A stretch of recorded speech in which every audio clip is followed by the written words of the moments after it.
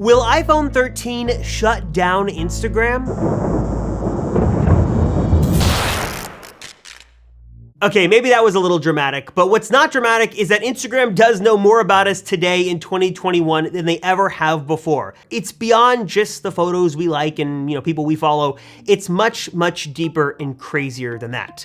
In this video, I'm talking about the future of apps on your iPhone, how they're going to change, how they're going to evolve, and how some new changes Apple is going to put into place, some new rules, could change the way we use Instagram and other apps on our iPhone and future iPhones forever.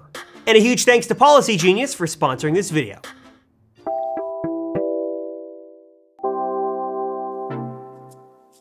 I'm sure we can all look back at the first images we posted to Instagram with very fond memories, or if you're like me, you kind of cringe a little inside at just how awkward and over-stylized those photos were. But hey, that was the time of Instagram. Back in 2010, 2011, when the service really first started up, it was all about taking those boring old photos you had sitting in your camera roll and stylizing them up and changing the way they looked, throwing a vignette filter on there. It was all about just changing photos, bringing them a little to life, and making them different and unique and sharing them in a new way that we had never really done before. Instagram has always been a very different social network. Even though it was around when Twitter and Facebook were also around and quite booming with success, it was always just a little different.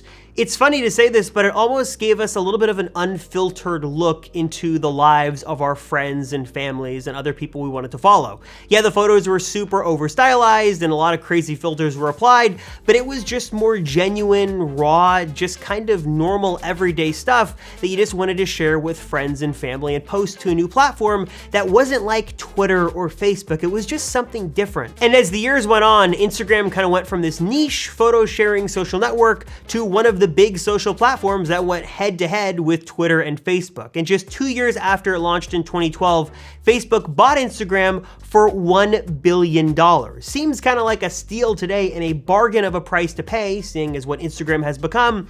But at the time, it was a whole lot of money, a big chunk of change to put down for what just seemed like a photo sharing social network. Our mission around Instagram is we think Instagram is amazing and we want to help it grow to hundreds of millions of users. We want to help them out with whatever we can, but we have no agenda in terms of making them go into our infrastructure or something. I mean, a lot of times companies force companies that they're integrating to do stuff like that. I think it's primarily a waste of time. Now at the time, Facebook's founder Mark Zuckerberg talked all about Instagram and how much they loved it and how the two companies were going to do great things together and how this merger was just such a great thing. But quickly as time went on, Facebook got more and more involved with Instagram. And later it would come to light that Facebook didn't really just buy Instagram because the two were gonna be friends forever, but it was because Facebook saw Instagram as a threat to their platform. And instead of wanting to compete fair and square and kind of give users the best experience possible, they decided just to buy Facebook and bring them under the giant Facebook umbrella. Now look, I could talk all day about Facebook's shady business practices and the fact that they kind of just blatantly ripped off Snapchat stories instead of inventing something of their own for Instagram, but that's another video for another day. I want to talk right now about what Instagram is collecting about you, all the data they are siphoning away from all the little activities that you are doing inside the app and also outside of the app, and also what exactly Apple is trying to do to desperately stop it. Now look, I think we all know that Facebook is not in this business with our best interests at heart. They don't really seem to care about the user. What they do care about is collecting as much information as possible about you and I, because the more they know about us, the more they can know our interests and our hobbies, and the better targeted, the more creepy good those ads can be that we see on our Facebook newsfeed and on other, websites and platforms. And because Facebook owns Instagram, this kind of almost invasive privacy practices, this trying to collect as much info as possible, extends to all Facebook-owned apps. So WhatsApp, and in this case specifically, Instagram is kind of under these same practices as well. This means that Instagram just doesn't know your name and maybe your profile picture and whatever you put in your bio. They know much, much more than that. And it's beyond just the posts you like and the hashtags you follow and the messages you send. That's just the tip of the iceberg. It goes much, much deeper than that. In fact, I took a look at Instagram's data policy page to see exactly what information they're collecting, and I'll kind of spare you the details and spare you the boring stuff and just give you a few of the highlights. First off, Instagram says that they are analyzing what your camera sees when you use the camera within the app. Now, they say this is for filter purposes and you can add cool effects to your photos and stuff like that, but many think that it goes way beyond that. Because remember on Facebook, the people tracking and tagging that you could kind of, go to a random photo and Facebook would suggest a friend that could be in it, it's creepy good. And it got that way from studying millions and millions of photos. Actually, there's even currently a lawsuit from someone claiming that Facebook, and really in this case Instagram that's owned by Facebook, is illegally collecting and storing people's faces and biometric data without their explicit permission, even people who aren't even on Instagram. Next, if you signed up for Instagram and you maybe innocently hit that button to connect your contacts on your phones to Instagram so you can kind of see which friends and family members are already on the app, you might not have known that while that does work and you can see kind of who you know and who's already on the app so you can follow them, you also just gave Instagram all of the contacts and phone numbers that were on your phone. Maybe you weren't aware, but that just happened. It's also really interesting to see exactly the kind of data that Instagram is collecting, and it's way more than just this surface level stuff. It's not just who you follow and whose photos you look at or whose stories you view or skip. It's how long you spend looking at a particular photo, whose stories you watch more of than most, all the little things that you think are kind of innocent and you just might do not even thinking about. Instagram is collecting all of the information and heavily analyzing it so it knows exactly what you do on the service and how long you do it.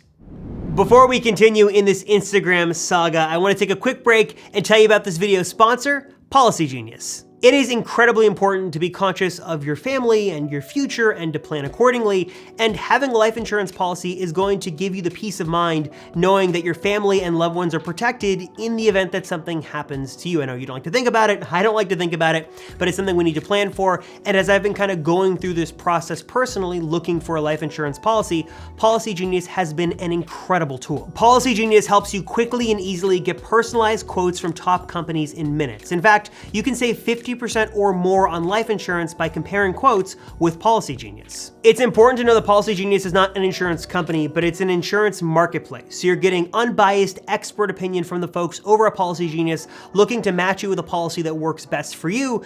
And also they take care of all the negotiating, all the scheduling, all the paperwork, all that stuff with the insurance company on your behalf, completely 100% for free. You could save $1,300 or more per year by using Policy Genius to compare life insurance policies. And also important to note that Policy Genius doesn't have any extra fees, and they're never gonna sell your information to other companies. So get some peace of mind for yourself and your loved ones and family members today. Don't put this off any longer. Head to policygenius.com/theAppleCircle to shop the market and start saving today. And in addition to all of this, because Instagram runs off the same kind of Facebook foundation, it's collecting way more info about you than you might be aware of, not just within the app, but also in other apps and different websites. Facebook kind of has this ad tracking technology that can track you across basically every website you visit and most apps you use on your phone. Apple is on this crusade to put a stop to this tracking. They want privacy and security to be at the forefront of the Apple experience on the Mac and on the iPhone and the iPad, and they want users to be explicitly aware of all the tracking being done to them. And Apple steadily over time has started to implement more privacy practices. So you can share all your photos or just one photo, you know when your mic is being used, you can give your approximate location or your detailed location, all these things are happening, but Apple is always looking to take things a step further. And with iOS 14.5, this new app tracking transparency feature goes into effect, and when you launch an app like Instagram, you're gonna be given a very simple prompt that says, hey, Instagram would like to track you outside of the app across different apps and across different websites. Would you like to allow this tracking to happen, or would you like to ask the app not to track you? So what exactly does all this mean? Well, I think that as we evolve to future iPhone models like the iPhone 13, and probably more specifically as we get into new software updates like iOS 15, that all of this tracking and privacy and security stuff is going to become much more important to Apple. That this is not just going to fade into the background anymore, but Apple is going to give you a lot more control, probably more control than you've ever had before, and make all of this stuff very, very transparent, letting you know exactly how you're being tracked, when you're being tracked, what information is being collected, and giving you a super simple way to stop it completely. Maybe there would be this warning that would come up when you were signing up for an app that says, hey, if you give them your contact information, you're actually giving them all the names and numbers of everybody in your phone book to do whatever they want with. Maybe you might want to think twice about that. Or maybe if you're using a third-party messaging service, there might be a little warning that says, hey, you're free to use this, but your messages might not be encrypted and your information could be analyzed and used to target ads against you. This isn't the safest thing to do. Apple has to walk an extremely fine line because they want to protect their users and keep them safe and secure in their information, their personal information safe and secure, but they also can't restrict them from doing things. You can't tell someone that, no, you just can't do this at all, or you can't run the program that you want, because in the end, we are buying these devices, and yes, the Apple ecosystem is restricted, but there are still apps and services that we can sign up for, websites that we can visit to do on our devices what we want. So you have to give users that option and that choice. If they want to allow tracking to occur, they want to sign up for a service, they can. But I think Apple is going to make the warning a lot more relevant, a lot more kind of in your face, and Apple is just going to make all of this stuff much more transparent so you know exactly what's going on at any given time in any app on your phone. But in the meantime, you've got developers and companies like Facebook trying to collect as much information as possible. And on the other side, you've got Apple trying to defend your rights and your security and your safety and your privacy and trying to kind of keep you as safe and secure as they possibly can. This is just going to be a really interesting game to kind of see played out. It's Tim Cook versus Mark Zuckerberg. It's Apple versus Facebook. I'm very curious to see how the dominoes in this story eventually do fall. But in the meantime, we have to definitely expect to see more privacy practices done by Apple, that they will continue to kind of lock down their devices, not so much in a bad sense, or hopefully that's not the case, but just to make all of this stuff much more transparent, to really let you know who's tracking you, what information they're trying to collect, and a really simple way to say yes or no. Because that's really all we want, right? Just full control and full access to do what we want, when we want it, and just to be aware of what's going on. Because in the end of the day, these are our devices, we pay for them, and we should be able to do what we want, but it'd be really nice to have a simple way to turn all that tracking off. Anyways, what are your thoughts on this? Do you agree with Apple? Do you think they are up to a noble, good thing? Or do they have a good cause they're fighting for? Or do you think that because we are not paying for services like Instagram and Facebook, that we are kind of the product and you just kind of get what you expect? You kind of get what you pay for in a sense, and we should just be okay with these targeted ads and data collection. Let me know your thoughts in the comments down below. As always, thank you guys so much for watching the Apple Circle. I'm Robert Rosenfeld. Thank you again, and I'll see you in the next one.